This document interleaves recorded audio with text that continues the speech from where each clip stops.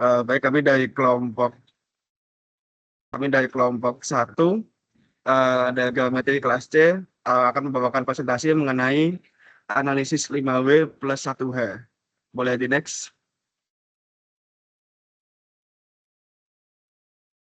Baik, anggota kelompok kami di antaranya saya sendiri, Alan Taji Akbar, ada Bisa Purba, ada Intan Mutiara Sejati, ada Noval Ali Amadi Sugiarto, dan Divanisa Putri Najwa.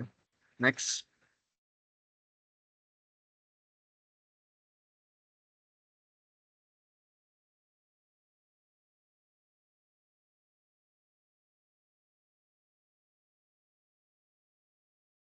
Kita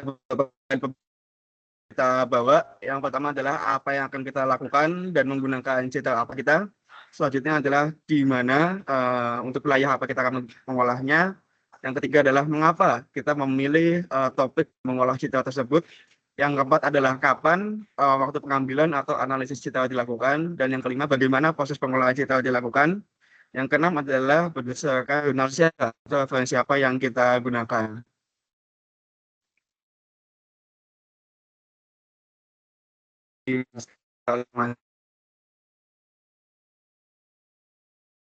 Oke, selanjutnya apa yang kita lakukan? Yang pertama itu analisis daerah tergenang banjir menggunakan flood detection menggunakan data SAR atau synthetic aperture radar menggunakan Sentinel-1.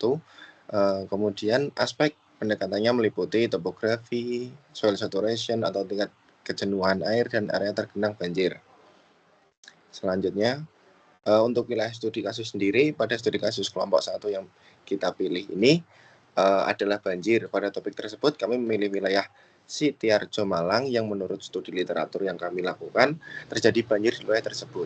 Sitiarjo adalah sebuah desa di wilayah Kecamatan Sumber Manjing Wetan, Kabupaten Malang, Provinsi Jawa Timur. Desa Sitiarjo terletak 60 km ke arah selatan dari pusat kota Malang. Batas sebelah utara berbatasan dengan Desa Sumberagung, sebelah barat berbatasan dengan Kedung Rampal, sebelah timur berbatasan dengan Desa Kedung Banteng, dan sebelah selatan berbatasan dengan Desa Sendang Biru dan Bejul Mati. Oke. Next.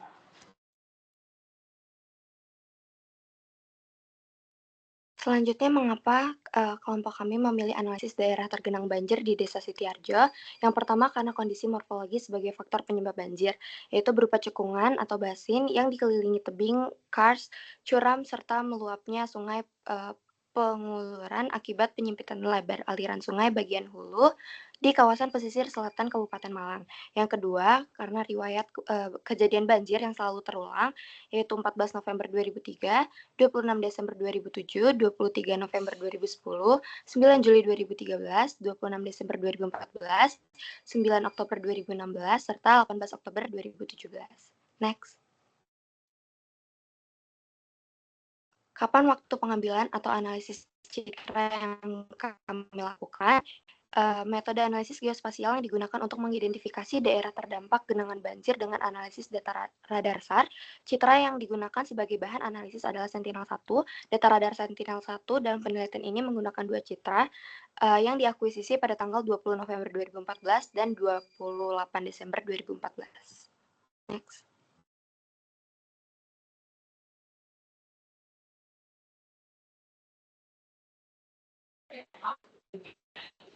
Baik, selanjutnya adalah bagaimana proses pengolahan yang dilakukan. Jadi intinya kami hadirkan juga untuk flowchart-nya untuk proses pengolahan. Yang pertama adalah kita akan melakukan pemotongan area atau yang bisa dikatakan dengan subset, dengan memasukkan nilai koordinat X, Y, Z untuk memperdetail tampilan gitu untuk fungsi pemotongannya. Selanjutnya adalah kita untuk pengolahan ini menggunakan polarisasi VV. Itu digunakan untuk keselarasan dan keteraturan komponen. Nah, di sini juga kita melakukan pengkolasian geometrik dan proses filtering seperti autorectifikasi. Selanjutnya kita juga menggunakan tahapan koreksi medan juga termasuk seperti terrain correction.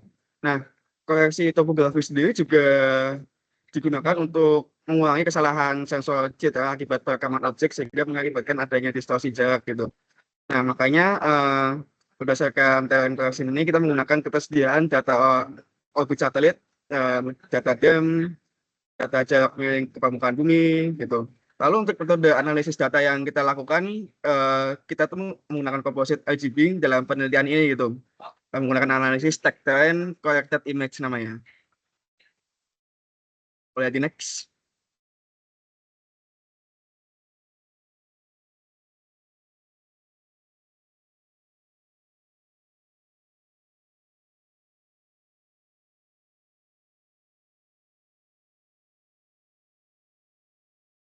Baik. Selanjutnya merupakan hasil penelitian. Pada gambar yang ditampilkan di sini merupakan perbedaan antara hasil di mana hasil analisis keadaan genangan air tersebut. Di mana pada gambar A ini merupakan situasi sebelum tergenang banjir, yang dimana itu terjadi pada tahun 2014. Gitu kan, situasi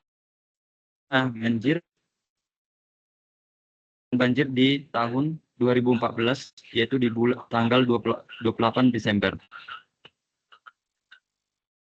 Nah, di sini hasil warna gelap yang divisualisasikan pada data SAR Sentinel-1 menunjukkan nilai backscatter atau hamburan balik yang rendah. Nah, adanya backscatter ini dikarenakan bumi tidak pada sensor akibat permukaan bumi memiliki tekstur halus, rata, maupun air. Nah, hasil ini merupakan interpretasi tubuh air atau yang dalam kasus penelitian ini merupakan genangan banjir.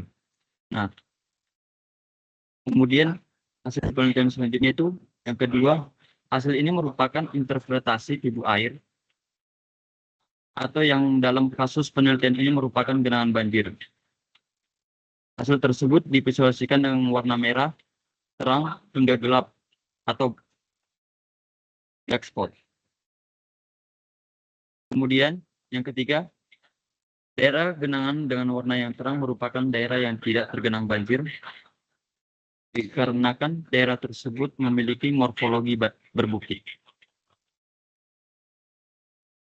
Next. Berikut adalah kesimpulan yang dapat disimpulkan dari beberapa penjelasan sebelumnya.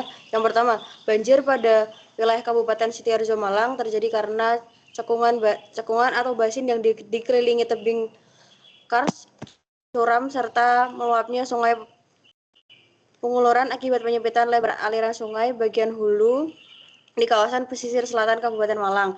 Yang kedua, analisis data SAR Sentinel-1 menunjukkan hasil yang baik untuk memetakan dan memvisualisasikan wilayah yang tergenang banjir dengan intensitas tinggi atau parah. Hal ini dikarenakan visualisasi warna pada hasil yang sangat jelas pada backscatter rendah atau warna merah gelap. Namun, pada daerah yang tergenang banjir dengan intensitas yang rendah, visualisasi warna yang dihasilkan kurang jelas, dikarenakan nilai backscatter yang cenderung tinggi. Visualisasi warna yang kurang jelas akan mempersulit dan menginterpretasi wilayah tergenang atau tidak tergenang. Untuk referensi yang kami ambil yaitu dari jurnal yang berjudul Analisis Daerah Tergenang Banjir di Desa Sitiarjo, Kabupaten Malang, menggunakan data SAR atau Synthetic Aperture Radar oleh Irfan Helmi Pradana.